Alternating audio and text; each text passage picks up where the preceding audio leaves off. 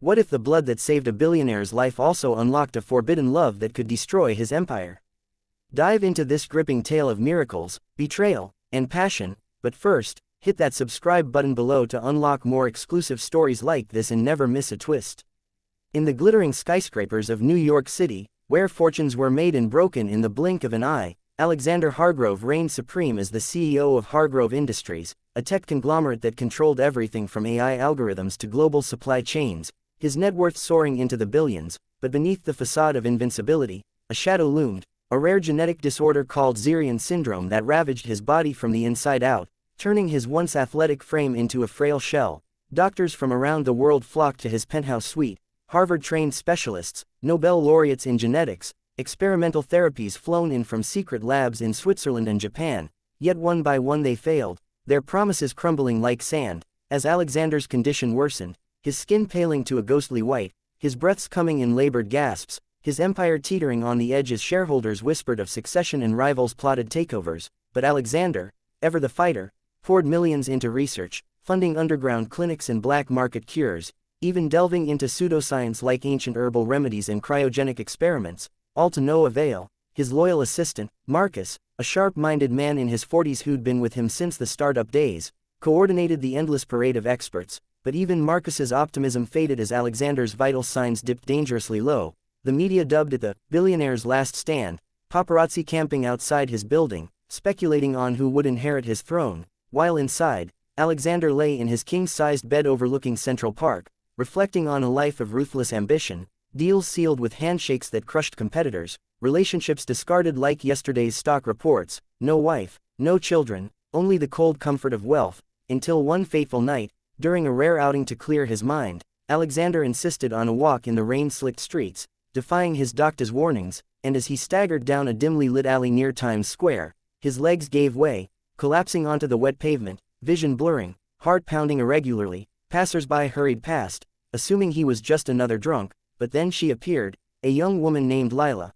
homeless for 3 years after fleeing an abusive foster home in the Midwest, her clothes tattered, a backpack slung over her shoulder containing all her worldly possessions, a faded photo of her mother, a worn notebook of sketches, and a few dollars scavenged from recycling bottles. Lila had learned to survive on the streets, dodging dangers with street smarts honed by necessity, her emerald eyes sharp and wary. But something in Alexander's desperate gasp drew her in, perhaps the vulnerability in his expensive suit clashing with his helpless state. She knelt beside him, checking his pulse with fingers calloused from odd jobs, and without hesitation, called 911 on a borrowed phone from a nearby vendor, riding with him in the ambulance as paramedics struggled to stabilize him. At the hospital, chaos ensued. Alexander's team rushed in, but his condition was critical, a massive internal bleed triggered by the syndrome. Doctors declared he needed an immediate transfusion, but his blood type was AB negative, the rarest, and the hospital's supply was depleted. Searches across the city yielded nothing, time ticking away as Alexander slipped toward coma.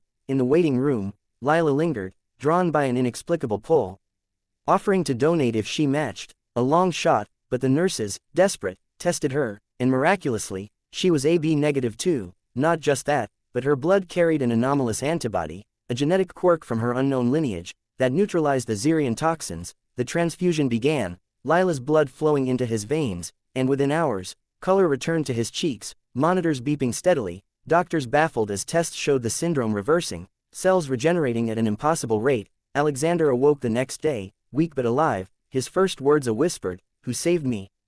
And Marcus pointed to Lila, now cleaned up in borrowed scrubs, sitting quietly in the corner, her story unfolding in halting words, orphaned young, bounced through systems, ending up on the streets at 18. Alexander, grateful beyond measure, insisted she stay, offering her a room in his vast estate. But as days turned to weeks, something deeper stirred, Lila's presence a breath of fresh air in his sterile world, her laughter echoing in halls long silent, her sketches revealing a talent for art that captivated him. They talked late into nights, Alexander sharing tales of boardroom battles, Lila recounting street survival stories, a bond forming, tentative at first, then electric. But twists lurked in the shadows. Unbeknownst to Alexander, his rival, Victor Kane, CEO of a competing firm, had been sabotaging Hargrove Industries, planting moles and leaking secrets. And Victor, learning of the miracle cure, saw opportunity, investigating Lila's background, discovering she wasn't just any homeless girl. Her mother had been a lab assistant at Hargrove years ago,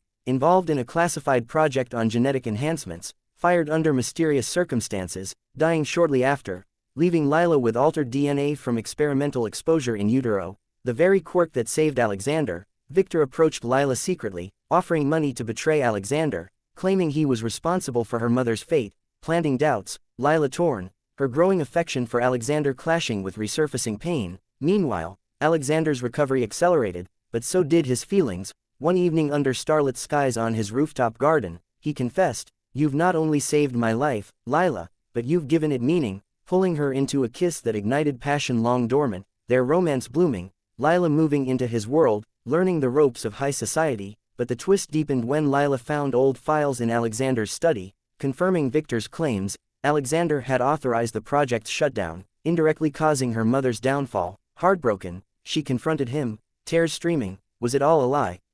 Alexander, stunned, explained it was a business decision, unaware of the personal toll, begging forgiveness. But Lila fled back to the streets, only to be kidnapped by Victor's men, who planned to extract her blood for their own gain, reverse engineering the cure to monopolize it. Alexander, realizing her absence, mobilized his resources, hacking systems, calling in favors from shadowy contacts, racing against time to find her. The rescue, a high-stakes operation in an abandoned warehouse. Alexander bursting in, not with guards, but alone, facing Victor, who gloated, "She's the key to your downfall." But Lila, resourceful as ever, had loosened her bonds, striking Victor from behind, allowing Alexander to subdue him. In the aftermath, police arrived, Victor arrested for corporate espionage and kidnapping, Alexander and Lila reuniting, her forgiving him as he vowed to right past wrongs, funding orphanages and genetic research in her mother's name, their love strengthening through trials. But another twist emerged.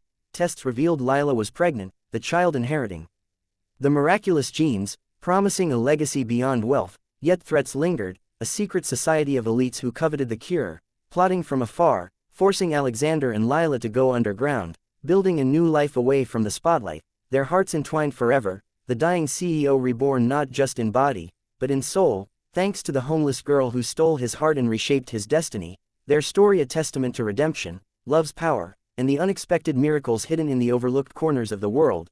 As they drove into the sunset, leaving the city behind, Alexander whispered, "You didn't just cure me, Lila, you completed me," and she smiled, knowing their adventure was just beginning, with more twists awaiting in the chapters of their shared future. But for now, peace enveloped them like a warm embrace, the end of one era marking the start of another, filled with hope, passion, and unbreakable bonds forged in the fires of adversity.